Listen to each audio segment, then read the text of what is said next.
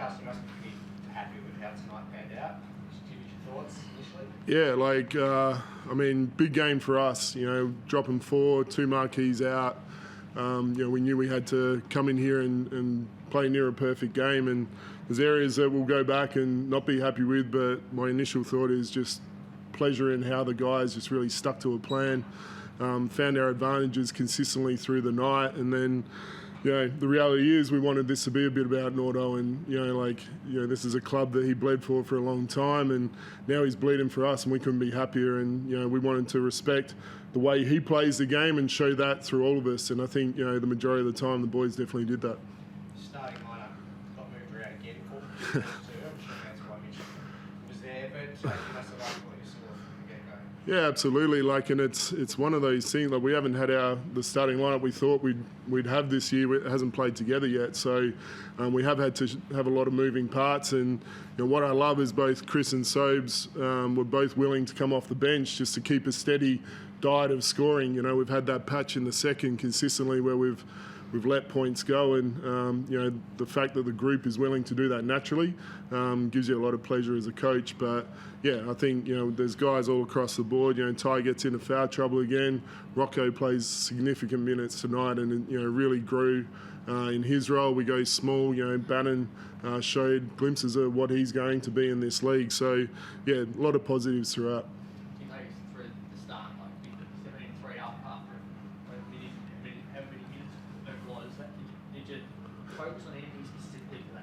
Yeah, no, it's I've always had a rule in this building: don't look at the scoreboard in the first quarter. Just be about, are you doing your job, and are your habits in place, and is each possession where you want it to be? And there was one time I wanted to potentially change up the D a bit, and the boys were like, no, we've got them. And just having that confidence to be able to, the guys to be able to tell me that and go with it was really pleasing. I think that's indicative of how the first quarter went for us. We had a plan. Sam McDaniel came into that starting lineup and did an outstanding job on Bryce. Just made him have to work for things. And when we start there, we know our offense will always take care of itself. And yeah, pleasing for sure. How was it for you, Mitch? Was it emotional, or were you able to be locked in the entire time and not worry about anything else that was going on? Yeah, it was. It was a little emotional. Had a lot of time here. Got mates on the other team that they're not only teammates, but they're friends, they're brothers that will outlast any contract, any career. So to come back and play in this building was a lot of fun. I always enjoyed playing as a visitor. Playing in the home team is great as well, but there's nothing better than a Friday night game in Perth. The atmosphere is electric, so to come in, Justin said it, we had to manage moments really well, and I thought we did that at the start of the game.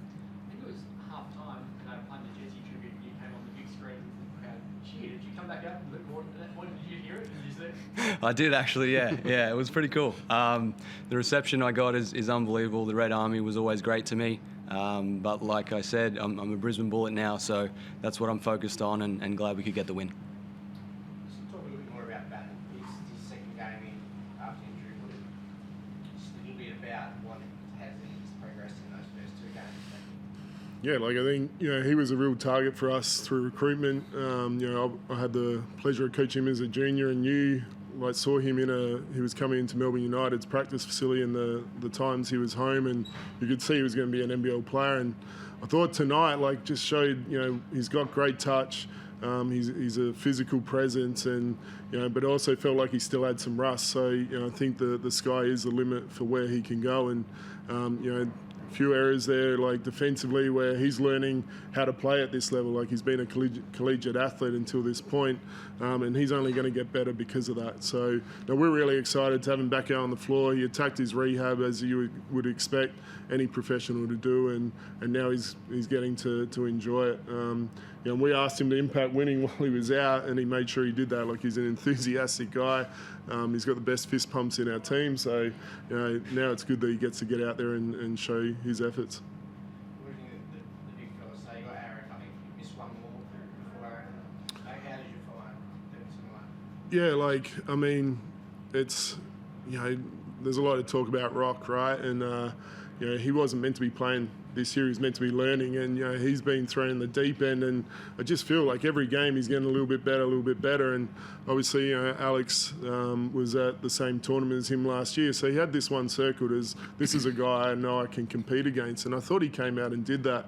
So that's the best thing that we've seen right now, is that now we've got more minutes into him, we're going to be better.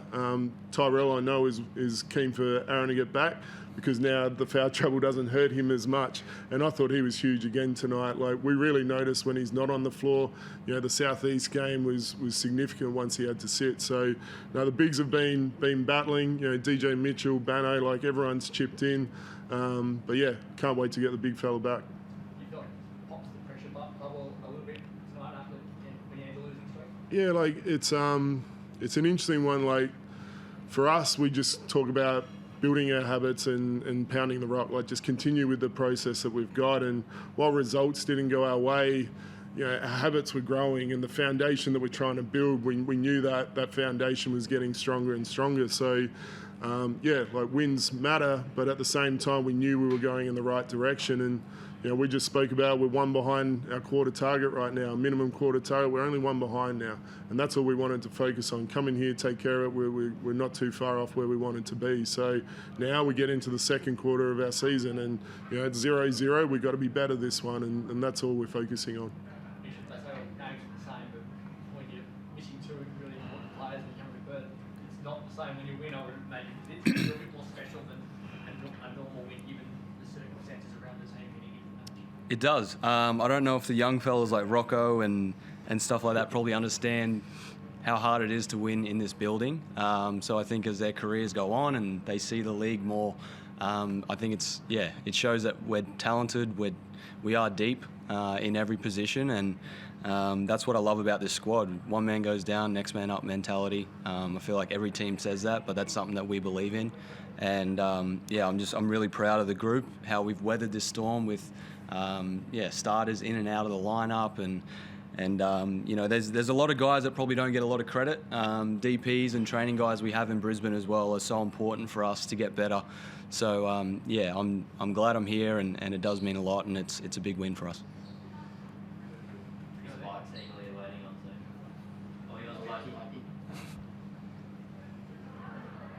Justin, what stood out about tonight was the desperation was there, but the execution was there at both ends of the floor. How happy were you that, despite everything you had to deal with, the losing streak, missing Bainesy and Shannon, that they just came out and from the start looked like they wanted it?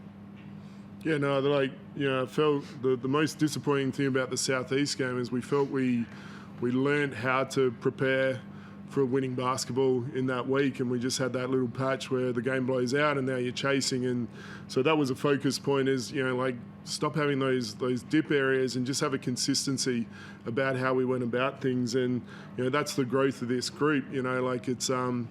It is a challenge. There's no way I came into this thinking we wouldn't have our starting lineup and have two guys out and go through what we've gone, and you're trying to patchwork through games and play guys in positions that they haven't. But what has happened as a positive out of that is now we've got more different looks we can go to, different things that we've been able to evolve with, and as a result, execution is getting better and better. So, we just want to keep hanging our hat on the defensive end. We know that we're only going to get better at the offensive end, and as we add pieces back, we know the back end of the year is going to look pretty good for us with the experiences we're getting right now.